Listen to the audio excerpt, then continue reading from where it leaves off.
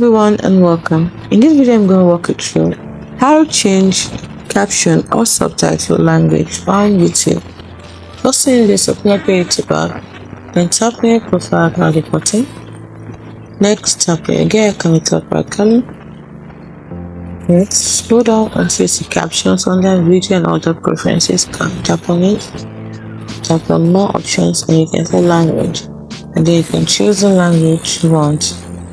So once you finish choosing, note one thing, not all apps support this language, and then the caption settings from apps like YouTube and live caption will be applied first for this one. So not all apps support the caption preferences set on this particular place.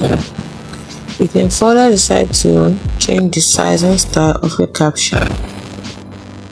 The caption window color, background, opacity, edge color, everything to add more uniqueness to your caption. It's as simple as that. Hope you found this video helpful. If you did, don't forget to like and subscribe to the channel for more.